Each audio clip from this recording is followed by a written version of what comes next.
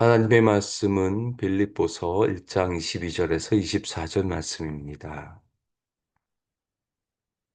그러나 만일 육신으로 사는 이것이 내 일의 열매일진데 무엇을 택해야 하는지 나는 알지 못하노라. 내가 그 둘 사이에 끼었으니 차라리 세상을 떠나서 그리스도와 함께 있는 것이 훨씬 더 좋은 일이라. 그렇게 하고 싶으나 내가 육신으로 있는 것이 너희를 위하여 더 유익하리라. 아멘. 사도 바울은 사나 죽으나 예수가 존귀케 되는 것을 그의 인생의 목표로 삼았습니다. 만약 내가 로마 감옥에 갇혀서 죽는다고 해도 나는 훨씬 좋은 일이라고 말합니다. 그런데 만약 내가 로마 감옥에서 살아난다면 내가 이 세상에서 계속해서 열매 맺는 삶을 살아가겠다고 사도 바울은 고백합니다. 그래서 21절 하반절과 22절 말씀을 보시면 죽는 것도 유익함이라. 그러나 만일 육신으로 사는 이것이 내 일의 열매일진데 죽어도 괜찮지만 그러나 만일 육신으로 계속 이 땅에서 살아가는 것이 허락이 된다면 나는 바로 열매 맺는 일을 계속 하겠다는 것입니다. 그러기에 24절에 내가 육신으로 있는 것이 너희를 빌립보 교회를 위하여 더 유익하다고 말하고는 것입니다. 그런데 뭐가 열매 맺는 일이겠습니까? 사도 바울에게 있어서 이 열매는 당연히 복음 전하는 일입니다. 내가 목숨이 붙어 있는 한 예수를 증거하는 일을 이 땅에서 계속 하겠다는 것입니다. 그래서 사도 바울은 지금 감옥에 매여 있지만 빌립보서 3장 12절을 보시면 사도 바울이 뭐라고 고백하는가 하면 내가 이미 얻었다 함도 아니요 온전히 이루었다 함도 아니라 오직 내가 그리스도 예수께 잡힌 바 된 그것을 잡으려고 달려가노라고 말합니다. 사도 바울의 마음은 지금 비록 감옥에 갇혀 있을지라도 항상 달려갑니다. 복음을 위해 달려갑니다. 표대를 향해 달려갑니다. 이것이 그의 인생이었습니다. 사도 바울의 삶의 동력은 복음이었고 예수 때문이었습니다. 비록 몸은 감옥에 갇혀 있지만 그의 정신력, 그의 마음은 언제나 열방을 향해 달려가고 있고 교회를 향해 달려가고 있고 복음의 진전을 꿈꾸며 살아가는 사람이었습니다.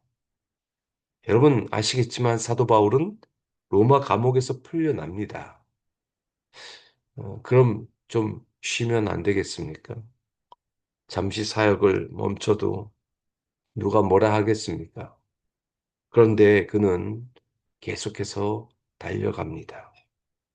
내가 이미 이루었다 함도 아니고 온전히 이루었다 함도 아니고 계속해서 내 앞에 맡겨진 그 표대를 향해서 끊임없이 달려가는 것이 사도 바울의 인생이었습니다. 여러분 왜 로마서를 사도 바울이 씁니까? 로마를 거점으로 해서 저 스페인 사바나까지 다시 복음을 전하기 위함이었습니다. 사도 바울은 로마를 거점으로 그 당시 땅끝으로 여겨지는 서바나, 스페인까지 가기를 원했습니다.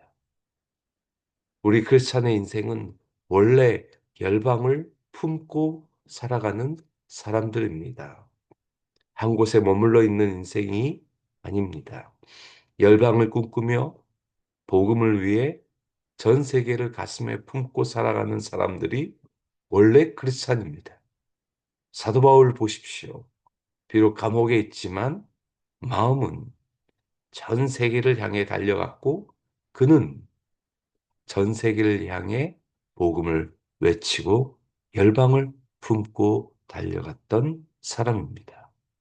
저와 여러분도 동일한 이 복음을 향한 그 마음으로 달려가는 인생이 되시기를 바랍니다.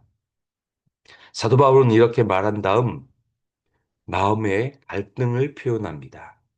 22절 하반절과 23절 말씀을 보십시오.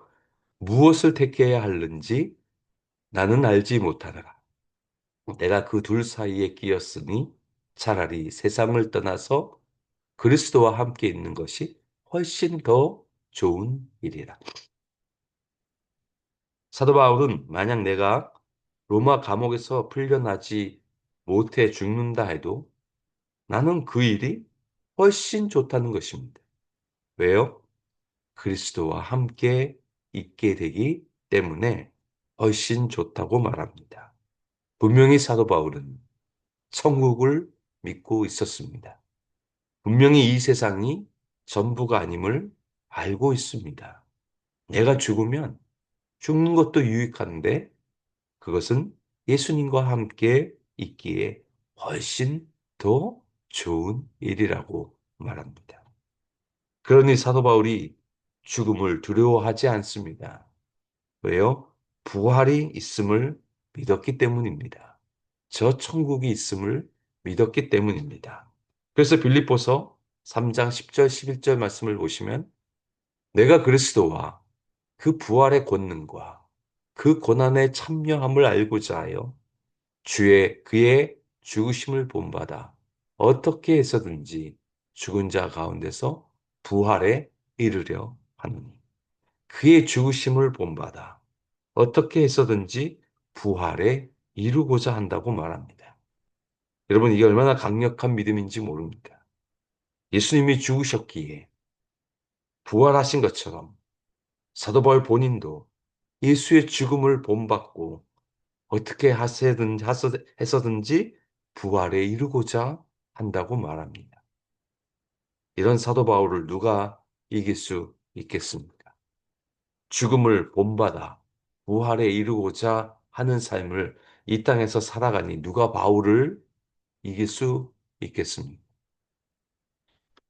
그래서 제가 설교도 했지만 고린도후서 4장 8절 10절 말씀 보십시오. 우리가 사방으로 우겨쌈을 당하여도 쌓이지 아니하며 답답한 일을 당하여도 낙심하지 아니하며 박해를 받아도 버림받지 아니하며 거꾸로 뜨림을 당하여도 망하지 아니하고 우리가 항상 예수의 죽음을 몸에 짊어지면 예수의 생명이 또한 우리 몸에 나타나게 하려 합니다.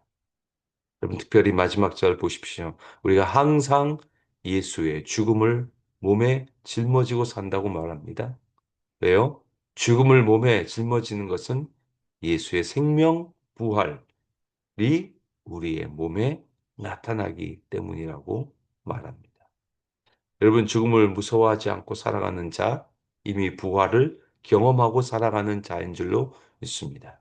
죽음을 두려워하지 않고 부활을 믿고 살아가니 이 세상에서 우겨쌈을 당하여도 답답한 일을 당하여도 거꾸로 뜨림을 당하여도 절대 망하지 않는 그 부활 생명이 역사합니다. 그래서 로마서 14장 8절 우리가 살아도 주를 위하여 살고 죽어도 주를 위하여 죽나니 그러므로 사나 죽으나 우리가 주의 것이로다. 살아도 주님의 백성이요 죽어도 주님의 백성입니다. 뭐가 두렵겠습니까? 그래서 사도 바울이 사나 죽으나 나는 주의 것임을 알고 그것을 믿고 고백하면서 이렇게 유명한 말을 하죠. 로마서 8장 38, 39절 내가 확신하노니 사망이나 생명이나 전사들이나 권세자들이나 현재일이나 장래일이나 능력이나 높음이나 기쁨이나 다른 어떤 피조물이라도 우리 주 그리스도 예수 안에 있는 하나님의 사랑에서 끊을 수 없으리라. 분명히 말합니다. 사망이나 그 어떤 피조물도 우리를 절대 사랑해서 끊어낼 수 없습니다. 여러분, 이 말씀을 믿고 우리가 부활, 생명을 누리며 하나님이 맡겨주신 복음의 삶을 살아내시는 저와 여러분 되시기를 주님의 이름으로 축원드립니다.